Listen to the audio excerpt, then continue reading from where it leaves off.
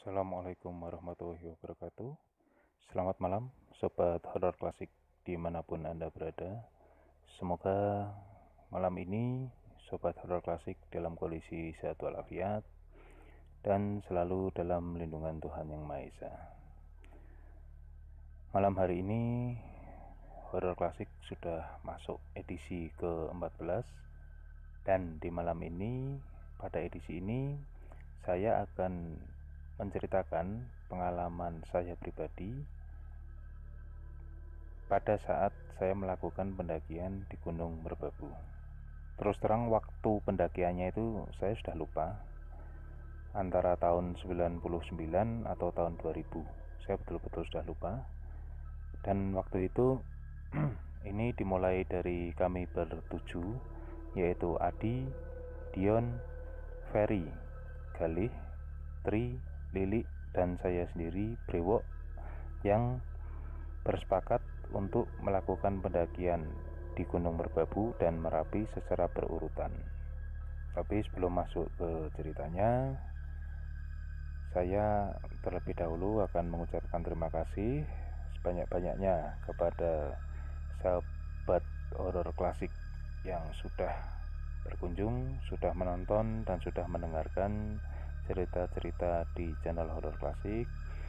Dan terima kasih sebanyak-banyaknya kepada subscriber yang telah bersedia mengikuti cerita-cerita terbaru dari channel Horor Klasik. Baik, kita langsung masuk ke ceritanya. Jadi pada waktu itu kami bertujuh itu kebetulan sedang sama-sama libur ya. Dan jujur saya betul-betul lupa itu libur dalam rangka apa. Entah apalah, pokoknya waktu itu kami bertujuh itu sama-sama tidak ada kegiatan, dan akhirnya kami bertujuh sama-sama sepakat akan melakukan pendakian selama 4 hari dengan rute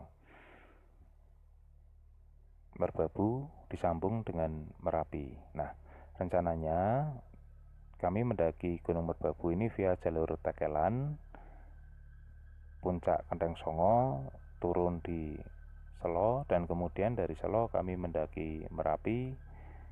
Setelah mencapai puncak Merapi, kami turun melalui Kaliurang. Jadi gambaran rencana kami seperti itu. Kami melakukan perjalanan, startnya itu di hari Kamis atau malam Jumat. Pada saat pendakian Merbabu dari pos Tekelan sampai dengan puncak ini, saya menjadi leadernya. Perjalanan kami lakukan malam hari.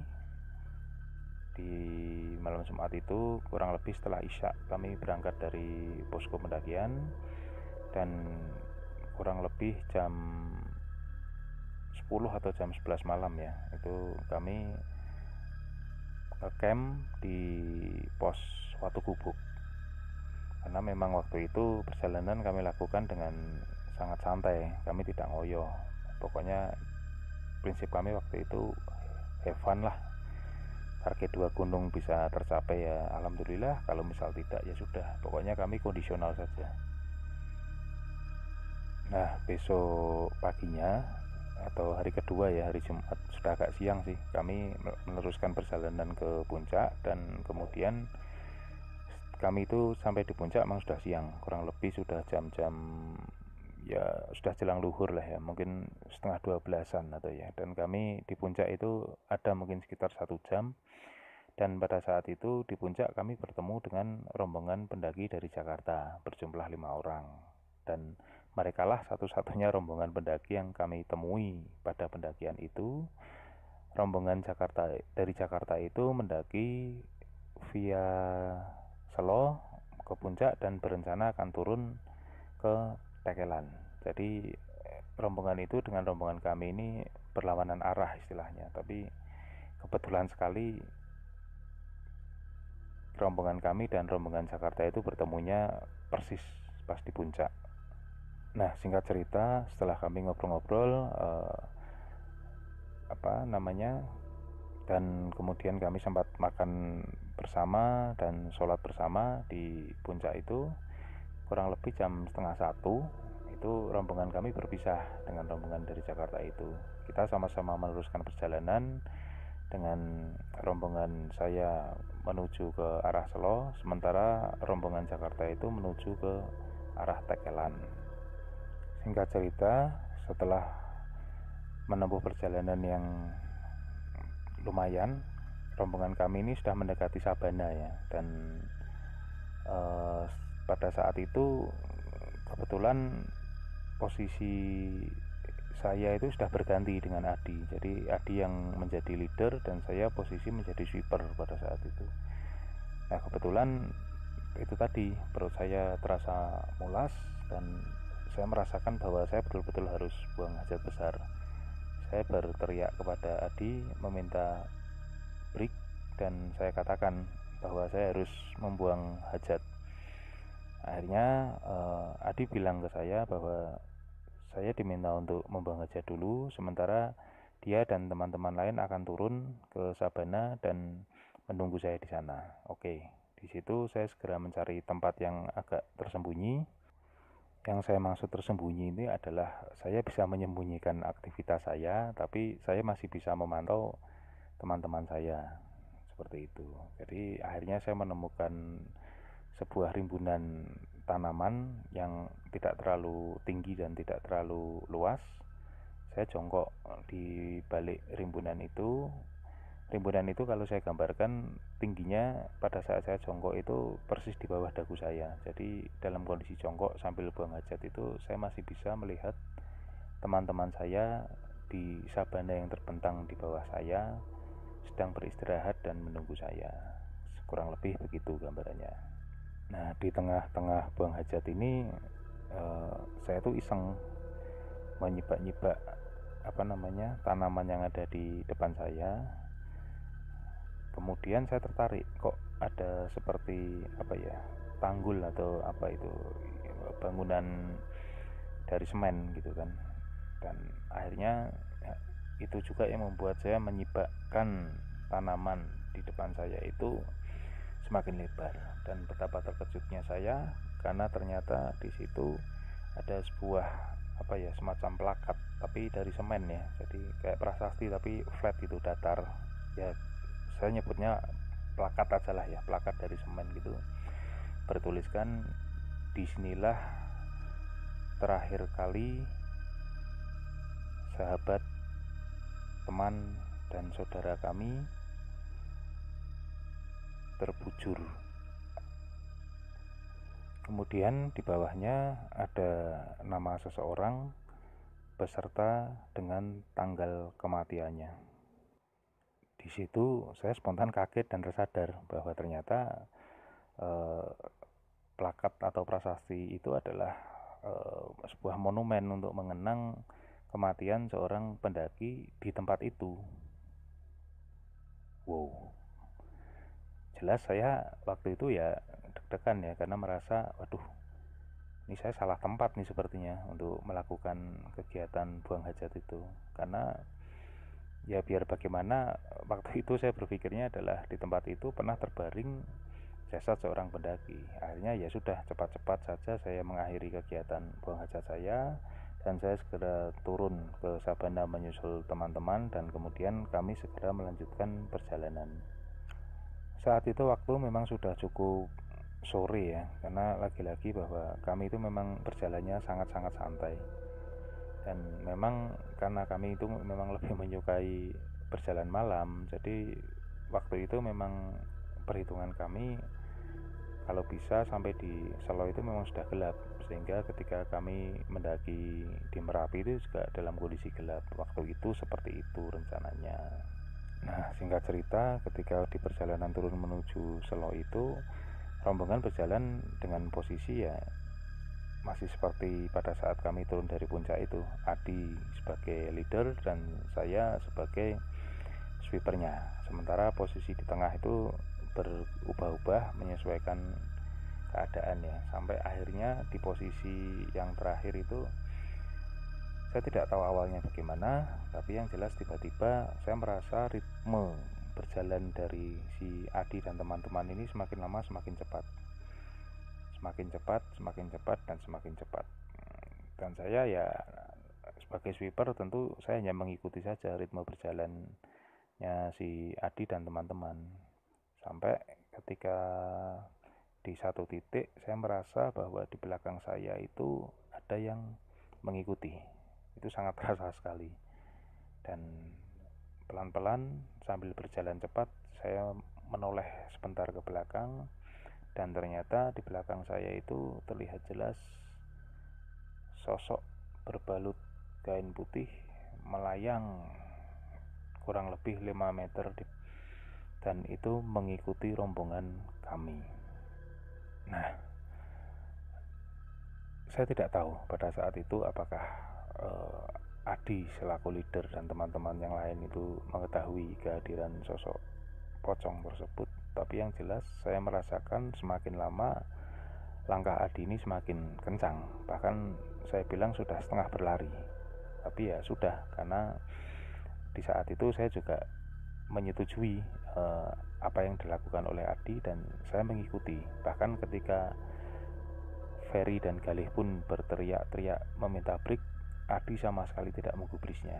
Dan saya sebagai sweeper juga mengingatkan atau memberitahukan ke teman-teman bahwa kita tidak perlu break, pokoknya kita jalan terus. Nah, akhirnya itu kita betul-betul ya, dari mulai setelah Sabana itu, atau kurang lebih ya setelah Sabana lah ya, akhir setelah Sabana kita mulai masuk ke hutan itu, kita sudah betul-betul mulai diikuti oleh sosok tersebut.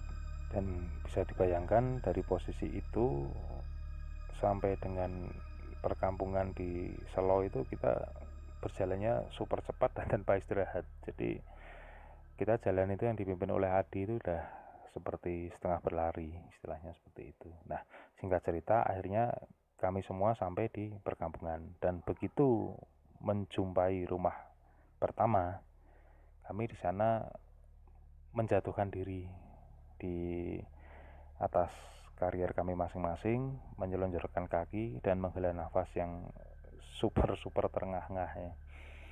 Kaki kami waktu itu super capek lah, bahkan sangat terasa nyeri pada saat itu, karena kurang lebih selama mungkin 2 jam ya kami berjalan dengan pola seperti itu.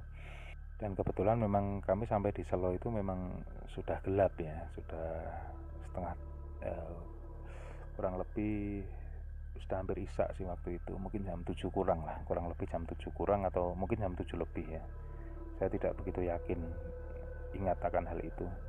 Nah, akhirnya di titik itu sambil istirahat kami itu ngobrol. Nah, saya tanya ke Adi kenapa dia berjalan cepat. Adi ini hanya menjawab bahwa dia merasa ada yang mengikuti rombongan kami. Dia tidak melihat memang siapa yang mengikuti rombongan kami, tapi dia hanya merasakan ada nafas memburu dari pengikut rombongan kami.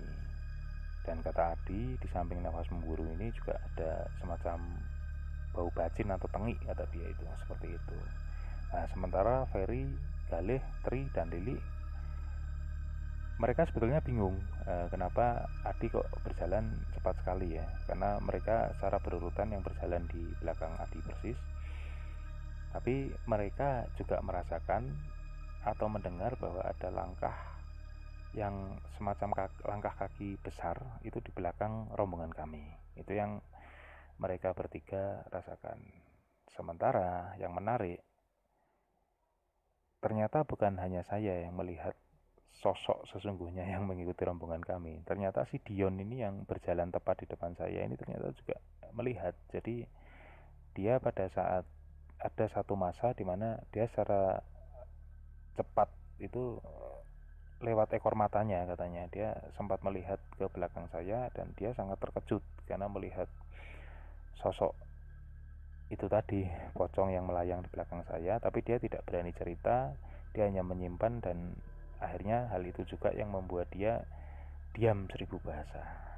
Padahal untuk diketahui ya, dalam rombongan kami ini justru yang termasuk orang yang paling sompral, paling cerewet itu ya sebetulnya si Dion. Tapi cukup aneh memang, di perjalanan turun itu dia betul-betul, terutama semenjak kami melewati Sabana, dia betul-betul diam 1000 bahasa.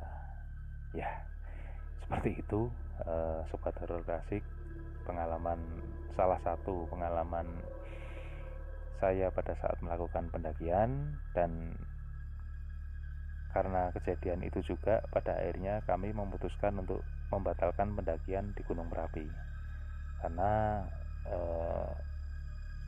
pada waktu itu memang terutama secara psikis itu memang rombongan kami tidak dalam kondisi baik, sehingga waktu itu saya bersikeras mengajak teman-teman saya untuk pulang saja, dan mayoritas dari mereka menyetujui, karena mayoritas kami juga sadar diri bahwa secara psikis kami sudah tidak dalam kondisi yang baik, dan menurut kami memang itu sangat berbahaya ketika melakukan pendakian dalam kondisi psikis yang tidak stabil.